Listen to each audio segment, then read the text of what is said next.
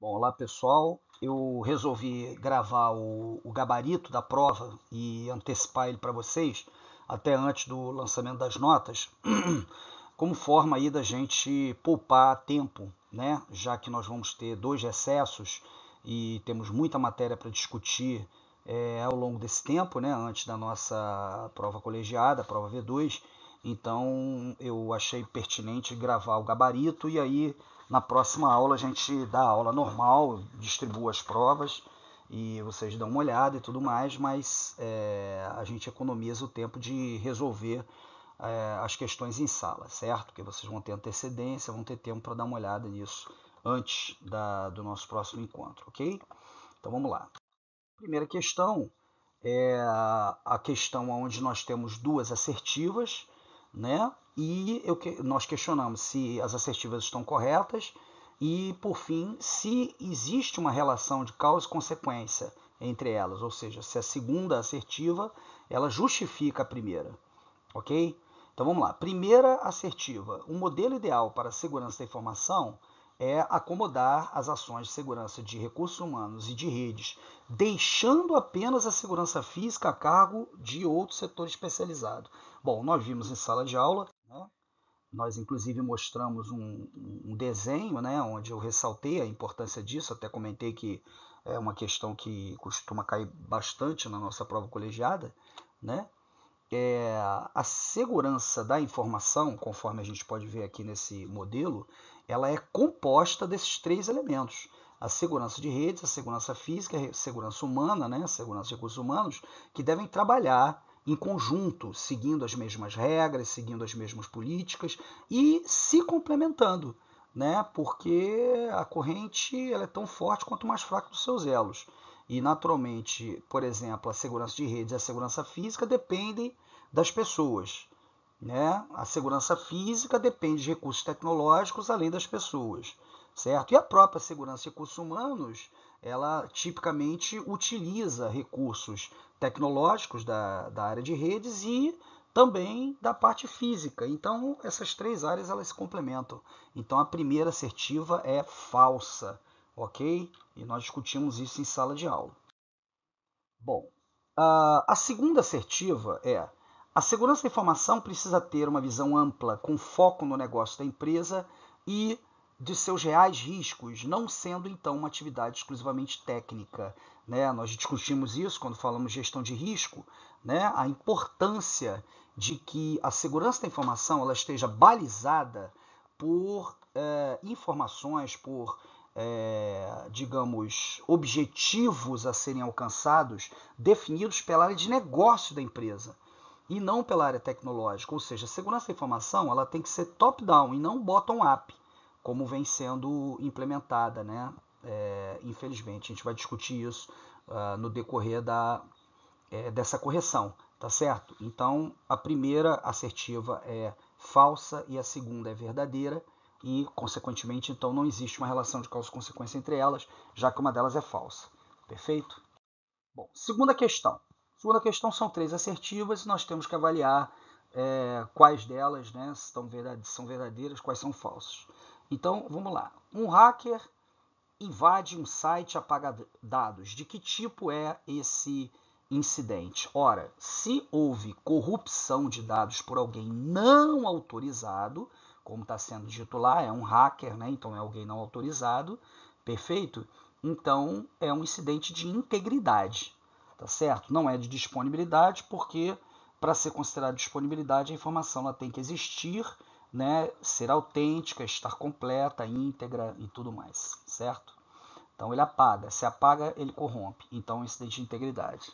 A segunda, um sabotador desconecta o cabo de rede do servidor web, tá? Não importa se ele é da empresa ou não é, o que ele fez foi simplesmente tornar o servidor web indisponível. Ele não apagou nada, ele não destruiu nada, então o incidente é de disponibilidade, certo? A terceira é que certamente deve ter gerado mais dúvida para vocês, né? E controvérsia. Um DBA apaga todas as tabelas do banco que é pago para administrar, ou seja, ele é um elemento autorizado, ele tem as credenciais. Então eu não posso considerar esse incidente da mesma maneira que na assertiva 1. Né? Não é de integridade, porque o DBA ele tem as credenciais necessárias para fazer isso. Ele fez isso de forma ilegal. Né? Não é razoável ele, durante o processo de administração, destruir as informações que são usadas para o banco poder produzir. Né? Então, esse incidente, no caso, é de legalidade. Tá certo? Bom, continuando aqui, assinale agora a resposta correta sobre os tipos de ataques. O recebimento de um e-mail personalizado com o meu nome contendo um anexo malicioso é um ataque de engenharia social. Não, não é engenharia social. Engenharia social é o uso da persuasão, é o uso da, digamos, personificação, né? Como você se fazer passar por outra pessoa para obter vantagens e tudo mais. Essa atividade, especificamente do envio de um e-mail personalizado, é chamado de spear phishing, né? Que está dentro do contexto do phishing scam, né? Do ataque phishing scam. Não é engenharia social, então, certo? Então essa é incorreta. Segunda assertiva, um trojan se propaga para outros arquivos quando executado. É falsa também. O trojan ele executa uma ação maliciosa, né? Mas ele não tem essa característica de propagação toda vez que é executado.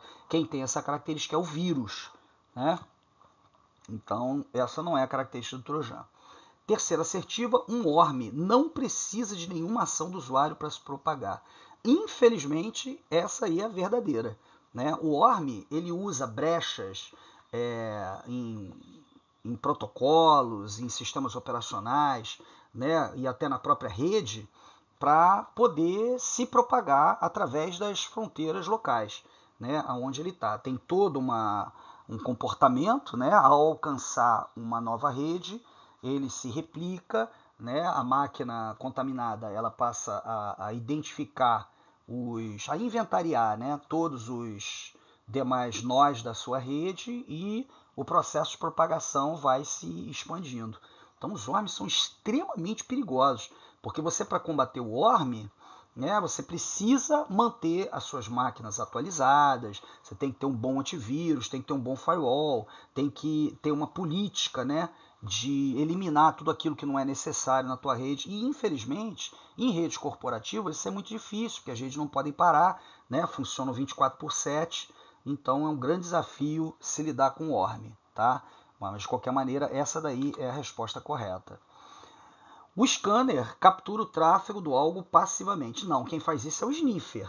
Né? O scanner ele atua de forma ativa e não passiva. Né? Ele envia mensagens para o alvo, né? E de acordo com as respostas ele tira conclusões. Né? Qual é o tipo de sistema operacional, quais são as portas que estão abertas, enfim. Então o scanner é um elemento que atua de forma ativa e não passiva. Certo? E a última assertiva, um exploit é um programa malicioso genérico usado para invadir computadores sem antivírus firewall. Não, o exploit é um programa muito específico. Né? Ele é feito para explorar, como o nome já diz, uma vulnerabilidade específica de um determinado programa, ou biblioteca, enfim, ou até mesmo o sistema operacional de um equipamento, né? Mas o exploit é extremamente peculiar. Tá? Daí a estratégia. Primeiro, o scanner verifica quais são os pacotes do alvo, né? Quais são as versões desses pacotes, e a seguir é usado uma biblioteca de exploits, né? Que é o Metaexploit, para poder buscar alguma vulnerabilidade que seja compatível com esse alvo. Tá certo? Então ele não é genérico, ele é específico. Tá ok? Bom, então a nossa resposta aí é a terceira. Próxima questão, mais uma vez uma questão de assertivas, né, onde eu tenho que ver se individualmente a primeira e a segunda são corretas ou não, e depois buscar uma relação de causa e consequência entre as duas assertivas. Então a primeira assertiva é: o primeiro passo do processo de gestão de riscos deve ser a identificação de vulnerabilidades presentes no ambiente corporativo. Perfeito, foi exatamente o que eu discuti com vocês. Infelizmente, a maioria dos responsáveis pela gestão da segurança da informação atuam de forma diversa, de forma diferente, né? Eles trabalham com risco em função das ameaças e não das vulnerabilidades.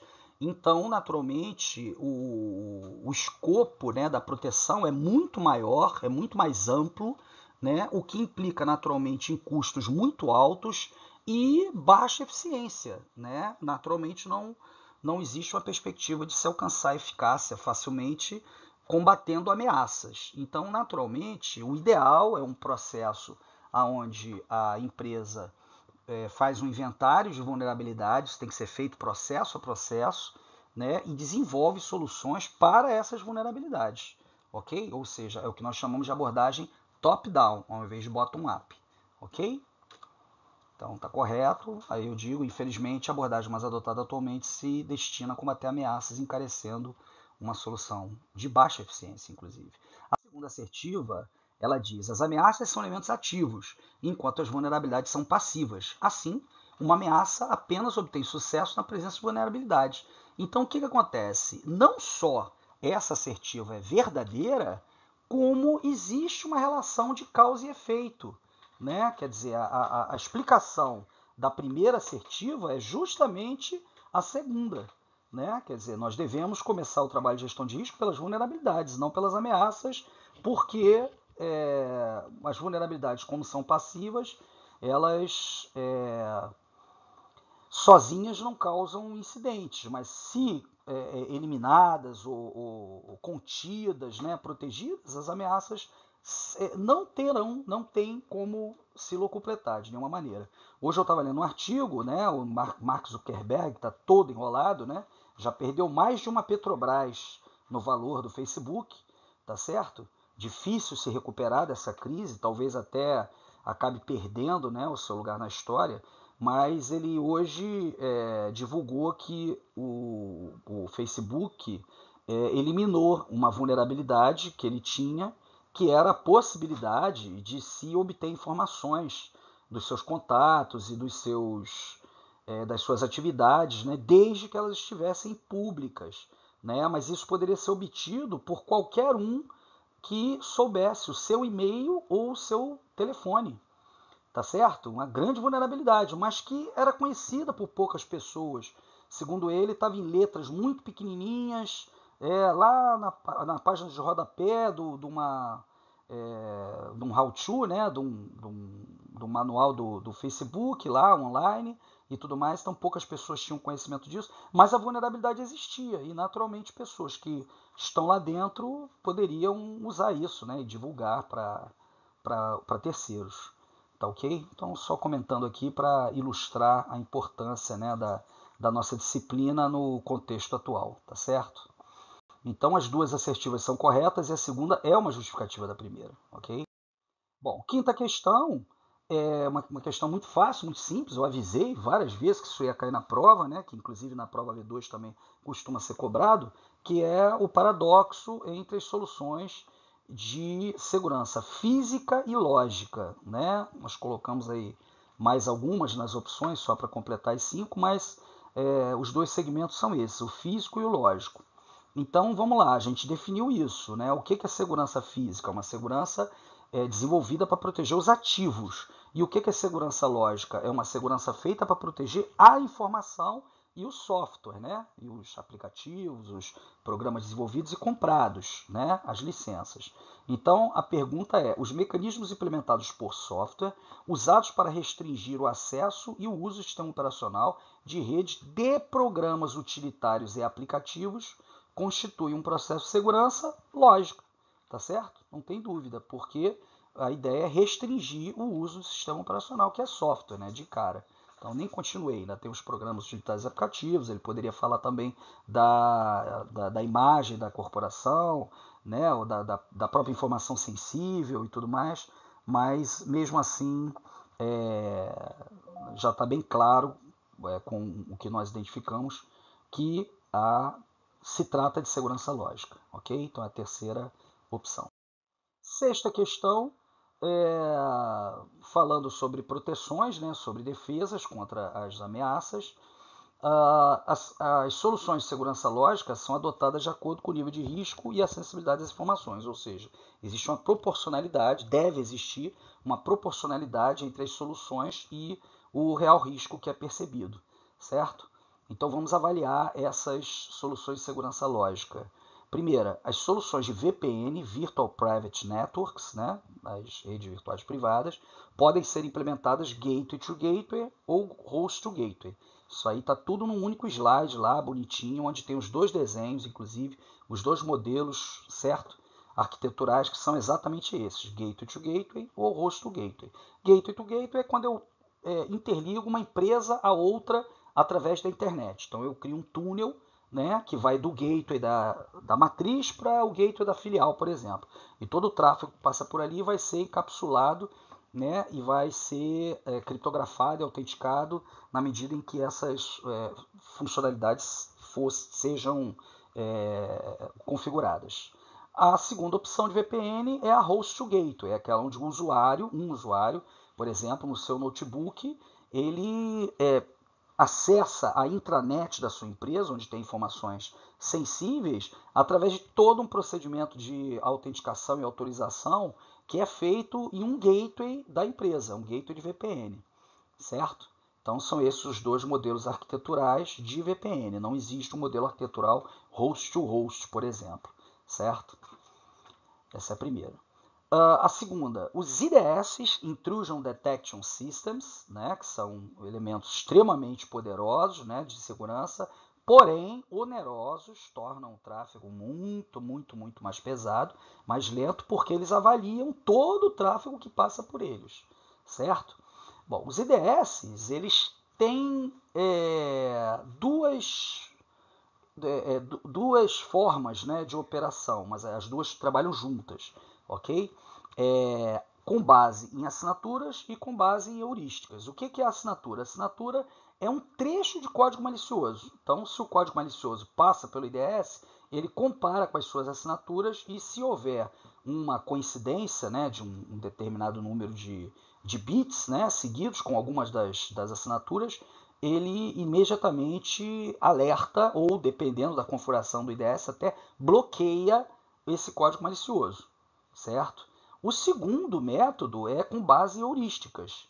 Né? O que seria heurística? É comportamento. Então, uma aplicação, por exemplo, maliciosa, que seja metamórfica.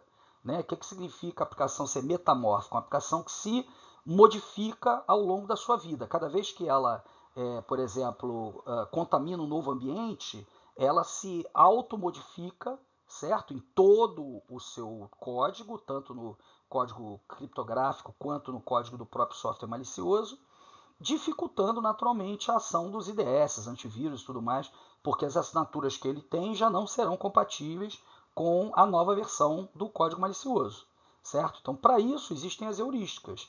Né? Então, o IDS ele fica observando o comportamento de cada processo e processos que se comportam de forma aparentemente maliciosa, eles são imediatamente alarmados ou bloqueados. Então, eu diria para vocês que hoje a grande maioria das detecções que são feitas pelos vírus são feitas com base em heurísticas e não assinaturas, dada a capacidade metamórfica da geração atual de vírus, do estado da arte. Hoje em dia não se faz mais um vírus estático, um vírus simplesmente stealth. Né? Quer dizer, houve várias gerações, os vírus eles se tornaram oligomórficos, depois polimórficos e atualmente são metamórficos. Né? Então, a segunda assertiva é falsa. Por quê? Porque os IDS eles não dependem da existência de assinaturas, eles também se baseiam nas tais heurísticas. Tá certo? Então, a segunda é falsa. A terceira assertiva, as VPN podem oferecer os serviços de encapsulamento, autenticação e criptografia. Isso está ipsiliteris no material de aula. Tem um slide que ele fala exatamente de cada uma delas, encapsulamento, autenticação e criptografia, que são serviços que podem ser oferecidos. Eu posso, por exemplo, oferecer autenticação sem criptografar. Eu posso, por exemplo, apenas encapsular os pacotes, né, gateway to gateway, por exemplo, sem autenticar e sem criptografar, apenas dando anonimicidade a quem está enviando e quem está recebendo as mensagens. Isso é encapsulamento, enfim. Então, são serviços que podem ser combinados, os três podem ser fornecidos, a maioria das VPNs faz os três serviços, mas eu posso também optar apenas por alguns deles, ok? Então, ela também é certa. Perfeito? Então, a primeira, a 1 e a 3 são certas, e a 2 é falsa. Bom, então, aqui a sétima questão, né? Os serviços de segurança são distintos e decorrentes das demandas da informação, com relação aos seus atributos, né? Atributos: confidencialidade, integridade, disponibilidade, autenticidade, legalidade, não repúdio, enfim, confiabilidade, né? Então vamos lá. Nesse contexto, avalie as seguintes assertivas. Para se buscar o não repúdio, necessitamos de recursos de autenticidade e integridade, rigorosamente como está escrito no slide. Né? O não repúdio é aquela demanda de que uma informação não possa ser negada, a autoria de uma informação não possa ser negada após a sua emissão, né? Legítima, diga-se passagem. Então, o recurso da autenticidade combinado com o recurso da integridade me oferece a possibilidade de não repúdio ou irretratabilidade em algumas referências, certo? Então essa aí é verdadeira. A segunda, confiabilidade. Confiabilidade é um atributo, na verdade não é da informação, né? Mas sim de um sistema ou de um processo, alguma coisa. Na verdade, qual é a ideia da confiabilidade? É garantir que alguma atividade está sendo feita do jeito que ela foi planejada, certo? Então, no caso, a construção aqui da assertiva, ela está perfeita, né? Porque o que ele diz? A confiabilidade é um atributo relacionado com o projeto de uma solução que envolve informação sensível. Então, o projeto ele é usado como base para verificação de confiabilidade da solução. Né? Se a solução ela faz tudo aquilo que foi previsto no contexto do seu projeto. Ok? Então, está correta essa daí também. Agora vamos lá, a terceira assertiva. A confidencialidade é a busca da garantia de que os usuários autorizados obtenham acesso à informação e aos ativos correspondentes sempre que necessário. Isso não é confidencialidade, isso é disponibilidade, certo? A confidencialidade, ela na realidade tem relação com o acesso à informação apenas por quem esteja autorizado, a qualquer tempo, a qualquer momento, independente de temporalidade, certo? Então, o finalzinho aí dessa assertiva, sempre que necessário, faz com que a discussão saia do escopo da confidencialidade e passe para o da disponibilidade, tá certo? Bom, oitava questão, uma questão longa, né, com texto grande, e dentro do texto a única coisa que importa, que interessa, é esse trechinho aí que eu estou destacando. Os criminosos infectam as máquinas e demandam um resgate para liberar os dados bloqueados, certo? Então, resgate em inglês é ransom, né? E ware vem de software, né? Código, tá certo? Programa.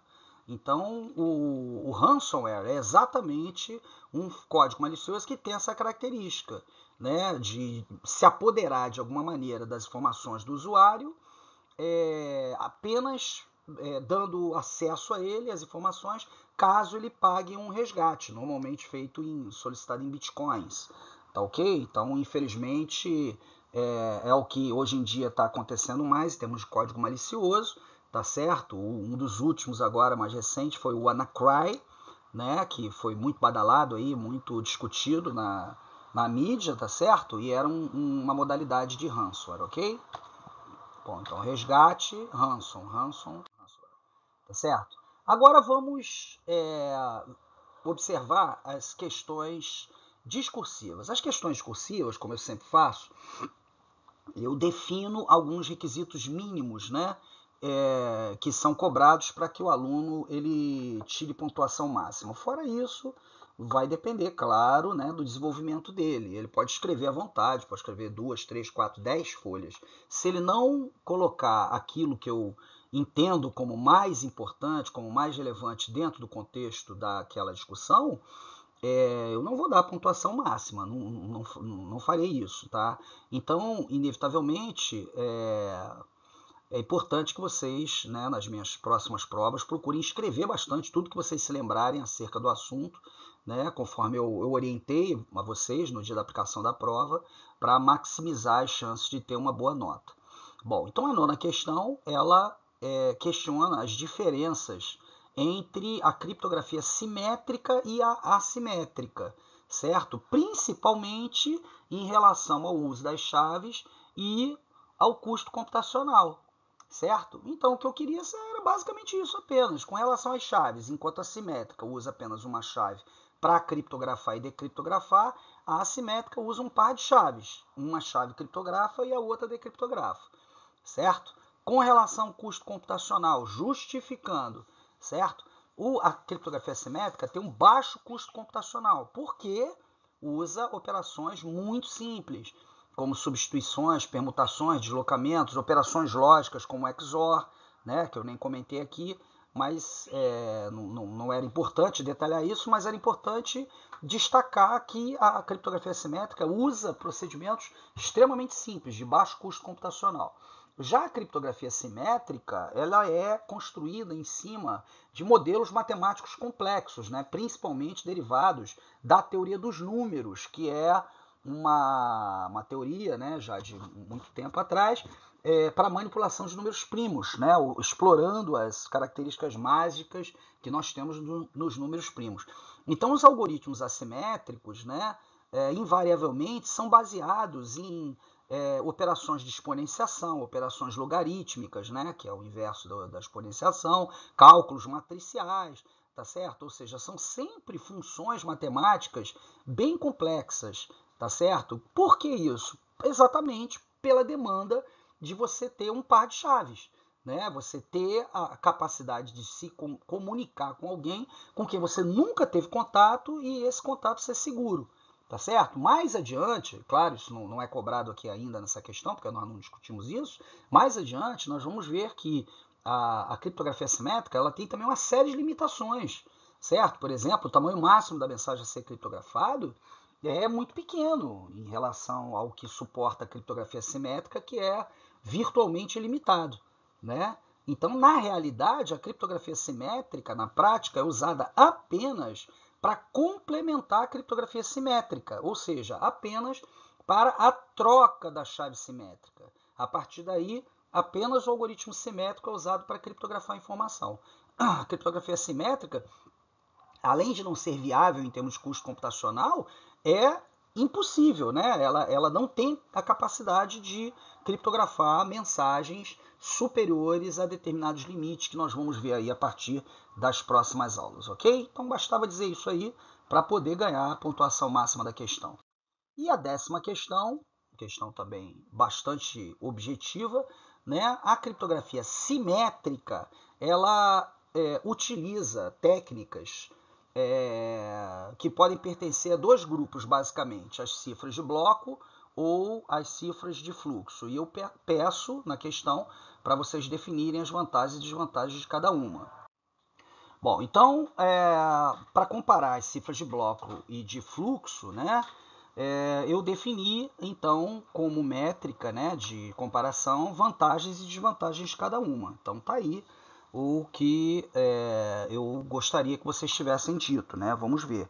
Então, a criptografia simétrica, né, feita em cima de cifras de bloco, é basicamente a seleção de uma quantidade fixa de bits, né, que são criptografados bloco a bloco, certo?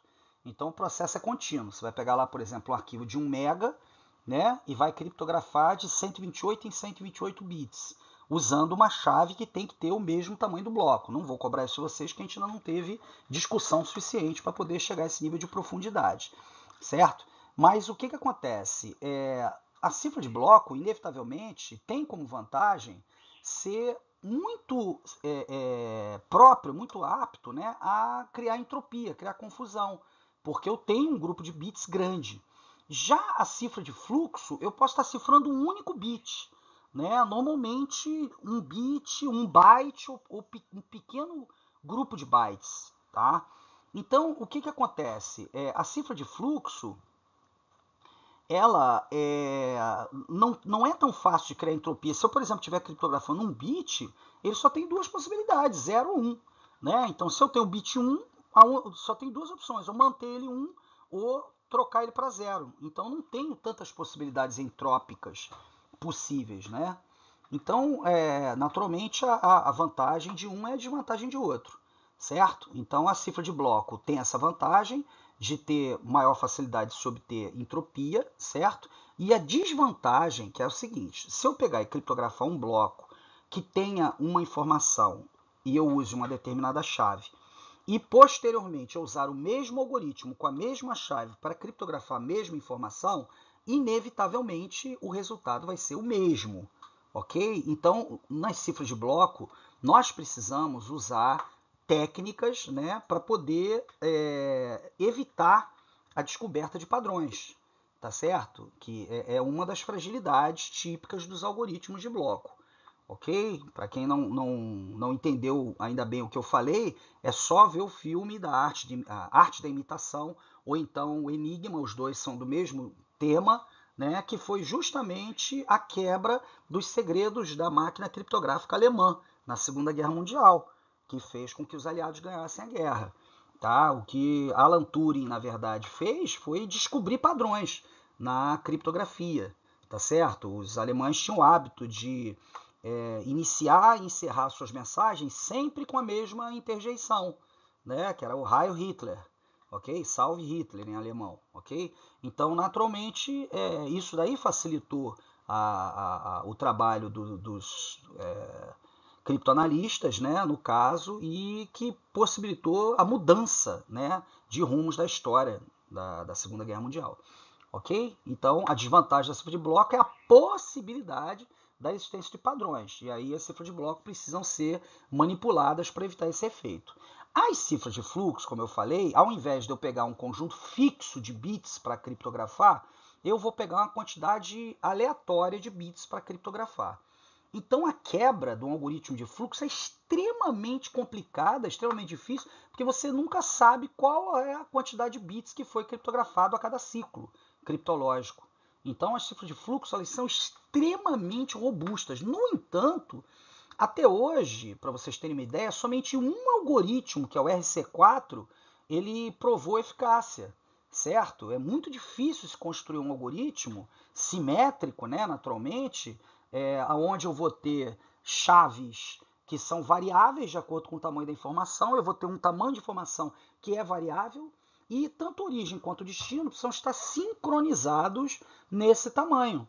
Né? Então existe uma matemática por trás disso, todo um processo. O RC4, por exemplo, pega a chave, né, entre aspas, coloca num vetor e vai pegando pedaços desse vetor, né, e criptografando quantidades variáveis de bits ao longo do tempo, tá certo? Então, as cifras de fluxo, apesar de serem mais interessantes do que as de bloco, são muito mais difíceis de serem construídas. Razão pela qual, então, nós temos aí dezenas de algoritmos de bloco e apenas um algoritmo de fluxo disponível no mercado, que é o RC4, tá certo? Inclusive, já nem se usa mais, ele era principalmente usado no app, né, do Wi-Fi. Não era por isso que ele era frágil, não. O problema do app era a divulgação do vetor de inicialização, que a gente vai aprender o que é mais adiante, tá certo? O algoritmo criptológico ele era bastante forte, mesmo usando uma chave de tamanho máximo pequeno, né? Que a gente vai ver nas nossas próximas discussões. Ok, pessoal? Então eu espero que vocês tenham gostado aí da opção, né, pela gravação. Vocês podem assistir quantas vezes vocês quiserem, né? Vocês vão levar a prova para casa na segunda-feira, vão ter oportunidade de conferir direitinho aí o que vocês erraram e evitar que os mesmos erros sejam cometidos posteriormente, ok? Então um grande abraço e até a próxima gravação nossa.